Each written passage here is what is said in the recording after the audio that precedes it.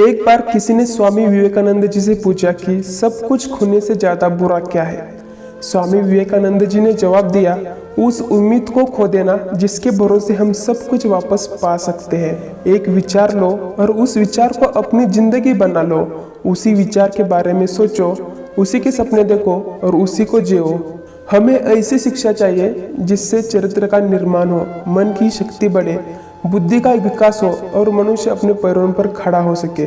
जिस समय जिस काम के लिए प्रतिज्ञा करो, ठीक उसी समय पर उसे करना ही चाहिए, नहीं तो लोगों का विश्वास उठ जाता है। जब तक लाखों लोग भूखे और अज्ञानी हैं, तब तक मैं उस प्रत्येक व्यक्ति को गद्दार मानता हूँ जो उनके बल पर शिक्षित हुआ और अब वह उसकी और ध्यान ही नहीं देता। एक मूर्ख जीनियस बन सकता है यदि वह समझता है कि वह मूर्ख है, लेकिन एक जीनियस मूर्ख बन सकता है यदि वह समझता है कि वह जीनियस है।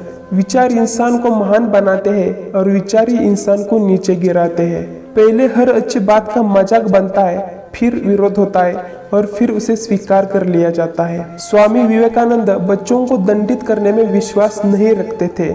मैं कभी कोई ऐसा काम नहीं करूंगा जिससे किसी बच्चे के मन में भय पैदा हो जाए। जिस प्रकार केवल एक ही बीज पूरे जंगल को पुनर्जीवित करने के लिए पर्याप्त है, उसी प्रकार एक ही मनुष्य विश्व में क्रांतिकारी बदलाव लाने के लिए पर्याप्त है।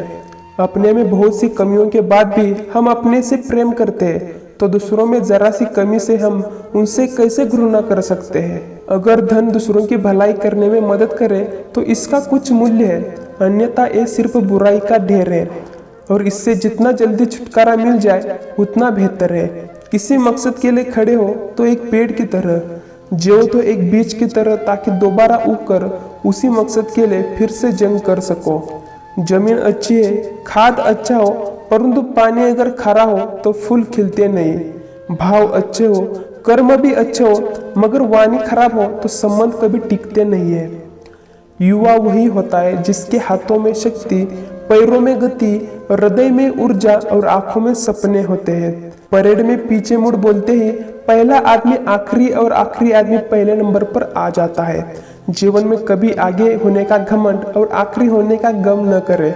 पता नहीं कब जिंदगी बोल दे पीछे मुड़। संभव की सीमा जानने का केवल एक ही तरीका है, असंभव से भी आगे निकल जाना। जो तुम सोचते हो वो हो जाओगे। यदि तुम खुद को कमजोर सोचते हो, तुम कमजोर हो जाओगे। अगर खुद को ताकतवर सोचते हो, तुम ताकतवर हो जाओगे। दुनिया में सबसे शक्तिशाली मनुष्य की वाणी है, जो हथियार उठाए बिना ही क्रांति करवा सकती है और परिश्रम किए बिना शांति कर सकती है। जब इंसान को गंदे और मैले कपड़ों में शर्म आती है, तो गंदे और मैले विचारों में भी शर्म आनी चाहिए। अपने जीवन में जोखिम ले। यदि आप जीतते हैं तो नेतृत्व करेंगे, यदि आप हारते हैं तो आप दूसरों का मार्गदर्शन कर सकते हैं।